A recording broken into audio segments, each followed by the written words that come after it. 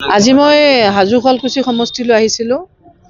বিশেষভাৱে আমি আমাৰ পাৰ্টিৰ ফালৰ পৰা এটা ডাইৰেকশ্যনো দিছিলে যে আমি বুথে বুথে গৈ মণ্ডলে মণ্ডলে গৈ যিটো ভোটৰ নতুন ড্ৰাফ্ট লিষ্ট যিখন ওলাইছে, এই লিষ্টখনৰ ক্ষেত্ৰত দেখা গৈছে যে বহুত জেনিউন মানুহৰ ভোটৰ নাম কাটা গৈছে।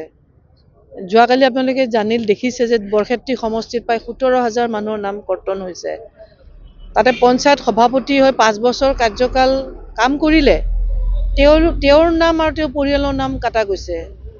আৰু গুৱাহাটী এটা সমষ্টিত মানে ভাড়া ঘৰত মালিকে গম নাপায় যে সেই ভাড়া ঘৰত মানে প্ৰায় 22জন নতুন মানুহৰ নাম সোমালে, কিন্তু মালিকে গম নাপায় যে এই নামবিলাক কেনেকৈ সোমালে। চ' এনেকুৱা বিসংগতি বহুতবোৰ হৈছে, আৰু সেইকাৰণে মই আহিছিলোঁ যে আমাৰ হাজো শুৱালকুছি সমষ্টিত আমাৰ যিবোৰ কৰ্মী আছে, আমাৰ মণ্ডল কংগ্ৰেছ, তেওঁলোকে ভালকৈ এইবিলাক নিৰীক্ষণ কৰিছে নে নাই। কাৰণ ইতিমধ্যে আপোনালোকে জানে যে আজি কিছু মাহ আগৰ পৰাই আমি BLA নিযুক্তি দিছিলোঁ দলৰ ফালৰ পৰা, আৰু এই BLA সকলৰ দায়িত্ব যে তেওঁলোকে বুথে বুথে গৈ ঘৰে ঘৰে গৈ চাব লাগে যে ভোটাৰ লিষ্টত তেওঁলোকৰ নামটো আছে নে নাই। চ' এই কামটো তেওঁলোকে কেনেকুৱাকৈ কৰি আছে, বা ইয়াত আমাৰ কিবা ছাপোৰ্ট লাগে নেকি আমাৰ দলৰ তৰফৰ পৰা বা আমাৰ পৰা, আমি সেইখিনি তেওঁলোকৰ লগত কথা পাতিব আহিছিলোঁ।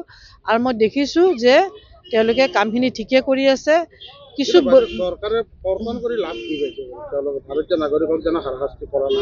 কৰ্তন কৰিব লাভ কি, মানে তেওঁলোকেতো ৰাজনৈতিক উদ্দেশ্য।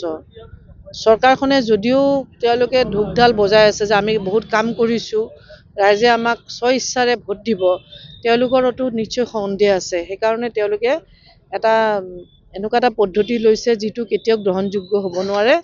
কাৰণ আপোনালোকে জানে যে ভাৰতৰ গণতন্ত্ৰই এটা ৰাইজক অধিকাৰ দিছে, সেইটো ভোটৰ অধিকাৰ, আৰু যাৰ দ্বাৰা আমি ভাৰতীয় যে নাগৰিক, সেইটো এটা প্ৰমাণ। আৰু যদি ভাৰতৰ নাগৰিকৰ যদি ভোটৰ অধিকাৰটোৱে কৰ্তন হৈ যায়, তেতিয়া তেওঁ নাগৰিক হিচাপে তেওঁৰ কি অস্তিত্ব থাকিব। সেইকাৰণে মই ভাবোঁ যে সেইটো কৰিব নালাগে বা কৰা উচিত নহয়।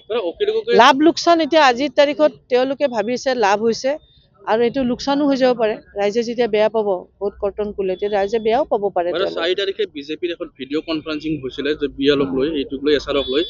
সেই বৈঠকখনত যে ভোটাৰসকলৰ নাম কৰ্তন কৰিবলৈ এটা নিৰ্দেশ দিয়া বুলি অখিল গগৈয়ে এটা ভিডিঅ' ক্লিপৰ দৰে বিস্ফোৰক অভিযোগ সংবাদমেল যোগে তেওঁ সদৰি গৈছে। সেইটোতো অলৰেডি আমি প্ৰেক্টিকেলি দেখাই পালোঁ। নিশ্চিতভাৱে তেনেকুৱা ডাইৰেকশ্যন আছে, যিটো অখিল গগৈ ডাঙৰীয়াই কৈছে, আৰু সেইটো অখিল গগৈ ডাঙৰীয়াই কৈছে কাৰণে আমি ৰিয়েক্ট কৰিছোঁ এনেকুৱা নহয়। ফিল্ডত আমি দেখা পাইছোঁ যে ইয়াৰ আগত ৰাহুল গান্ধী অলৰেডি হাৰিয়ানাৰ ক্ষেত্ৰত তেওঁ প্ৰমাণ সহকাৰে কৈ দিছে যে মহাৰাষ্ট্ৰ হৰিয়ানাত কি কৰিলে, এইবিলাক প্ৰমাণ সহকাৰে কৈ দিলে।